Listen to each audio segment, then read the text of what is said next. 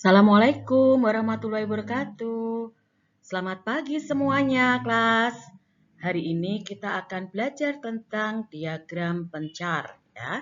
Ini materi matematika kelas 10 fase E, di mana kita akan menyelidiki hubungan antara dua variabel numerik, ya, dua variabel yang berupa angka. Oke, kita lanjut ke slide berikutnya. Adapun tujuan pembelajaran dari materi diagram pencar adalah menggunakan diagram pencar untuk menyelidiki dan menjelaskan hubungan antara dua variabel numerik atau kuantitatif, termasuk ketika variabel bebasnya adalah waktu. Adapun indikator pencapaian, ya, yang pertama kita akan menyusun diagram pencar, dan yang kedua menjelaskan hubungan dua variabel. Materi ini harus kalian kuasai karena sangat penting dalam kehidupan sehari-hari, ya. Jadi kita nanti bisa untuk mengetahui hubungan antara dua variabel, ya, sehingga kita bisa memutuskan untuk mengambil langkah penyelesaian, ya, dari data yang kita punya. Selain itu, materi ini adalah materi prasyarat untuk kelas 12 matematika fase F, ya. Jadi kalian harus memahami dan mempelajarinya. Apa itu diagram pencar?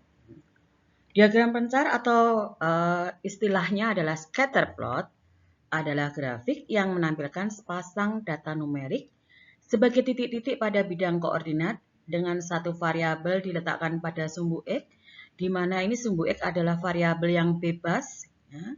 Kemudian variabel lainnya pada sumbu Y. Sumbu Y adalah variabel terikat karena X. Sebaran titik-titik inilah yang digunakan untuk melihat ada tidaknya pola atau hubungan, ya, atau korelasi antara kedua variabel tersebut.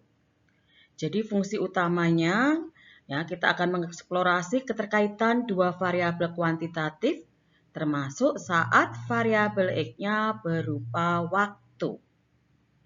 Kita bisa melihat dari diagram di samping, ya, contoh sebaran titik data.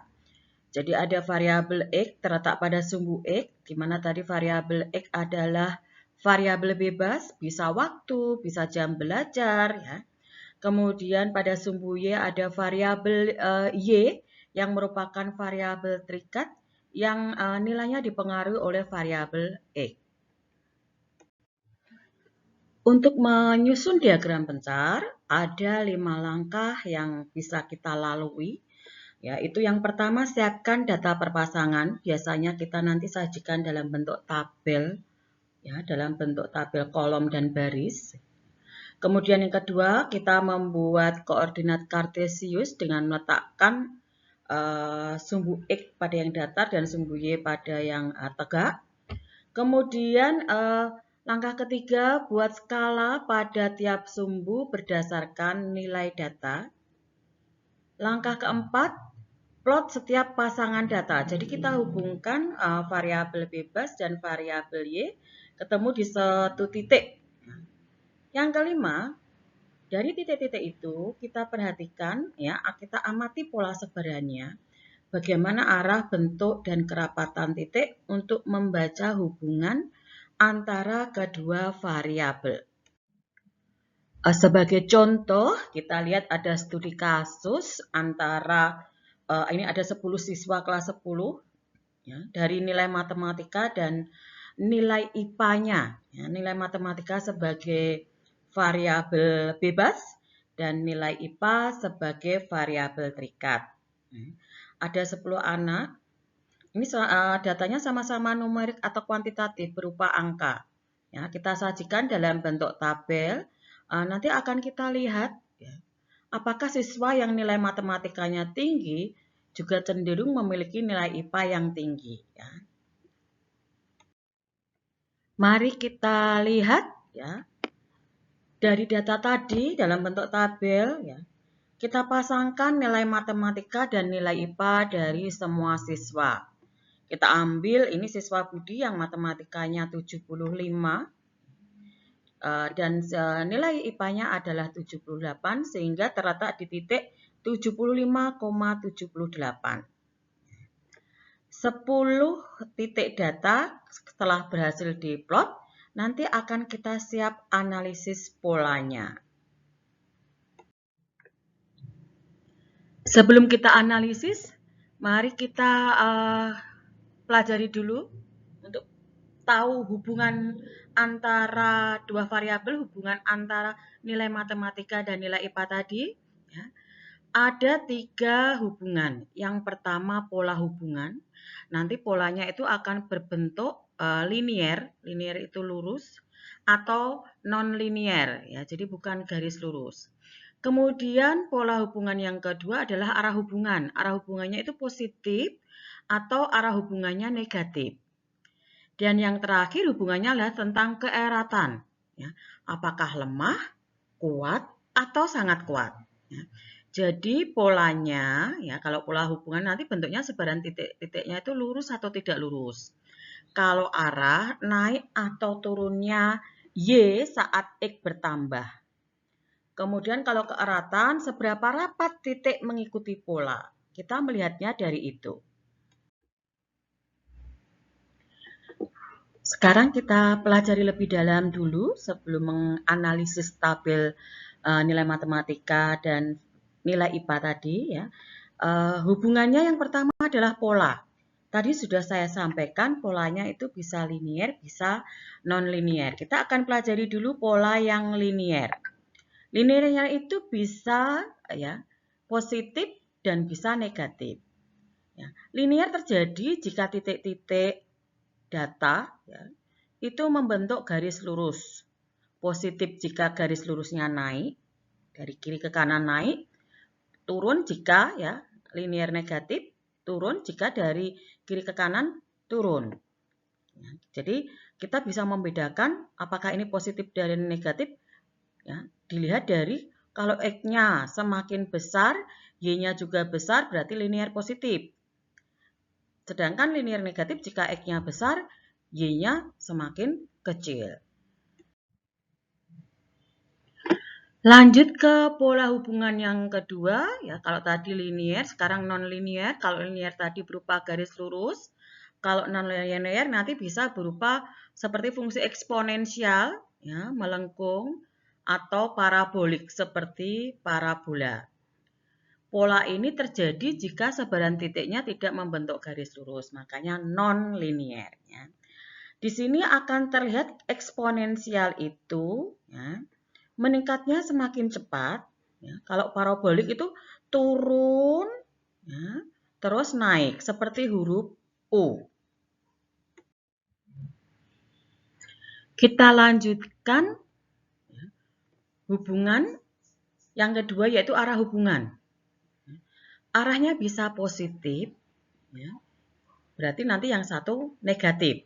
Nah, arah positif ini akan terjadi jika nilai variabel Y cenderung semakin meningkat seiring meningkatnya nilai variabel X. Jadi ini gambarnya menggunakan linier ya, linier yang positif. Cirinya bisa kita lihat titik-titik naik dari kiri bawah menuju kanan atas ya. Jadi dari tabel ini terlihat semakin lama waktu belajar, semakin tinggi nilai ujian yang diperoleh. Jadi misalnya ini waktu belajarnya misalnya 1 jam. Ternyata nilai ujiannya 10. Berbeda ke yang belajarnya 9 jam. Ternyata nilai ujiannya adalah 60. Maksudnya seperti itu. Arah hubungan yang kedua adalah arah negatif. Ini akan terjadi jika nilai variabel Y cenderung semakin menurun seiring dengan meningkatnya nilai variabel X. Ini gambarnya adalah seperti yang tadi linier negatif. Ya, kita menggunakan yang linier negatif. Cirinya bisa kita lihat titik-titiknya itu turun dari kiri atas menuju kanan bawah. Dari tabel ini, dari diagram ini, variabel bebasnya adalah jam bermain gawai, variabel terikatnya adalah nilai ujian. Terlihat semakin lama waktu bermain gawai, semakin rendah nilai ujian yang diperoleh. Ya, jadi bermain gawainya 1 jam, ternyata nilai ujiannya 90. ini lebih bagus ya, karena waktu mainnya cuma 1 jam dibandingkan dengan yang mainnya 8 jam ya, nilainya itu 50-an. Nah, jadi kita bisa membaca diagram pencar ini ya, ini berarti arahnya negatif. Sekarang kita ke hubungan yang terkait dengan keeratan. Ya, ada 3.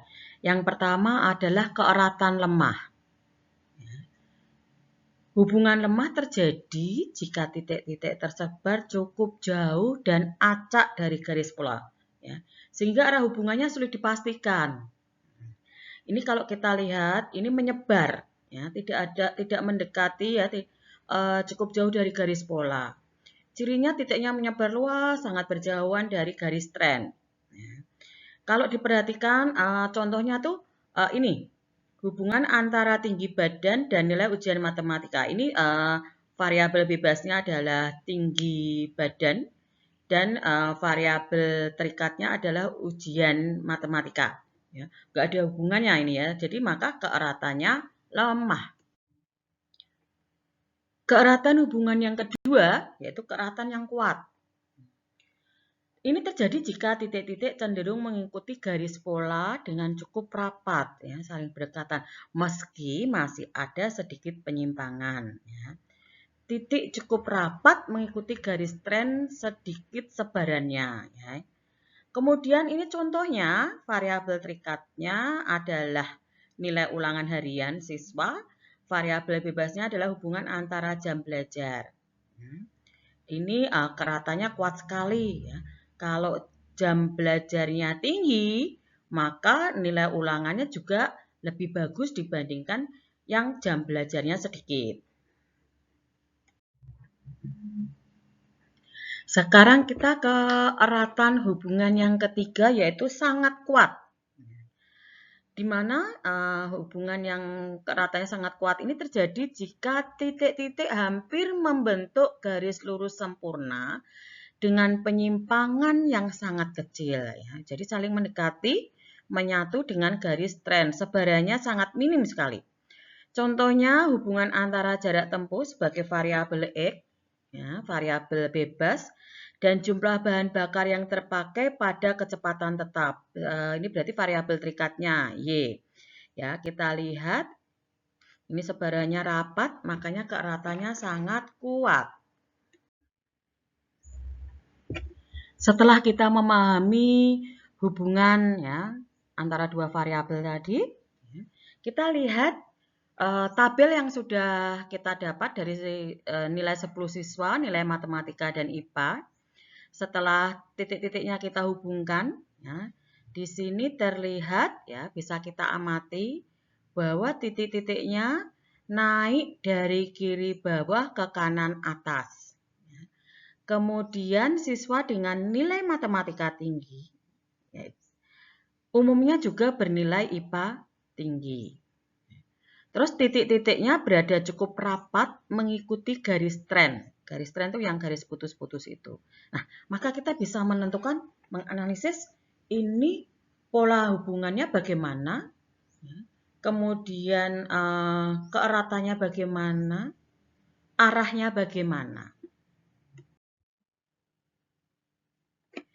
Oke, baiklah kita tiba pada kesimpulan analisis hubungan ya berdasarkan hasil pengamatan kita tadi bahwa pola hubungannya adalah linear ya karena membentuk garis lurus.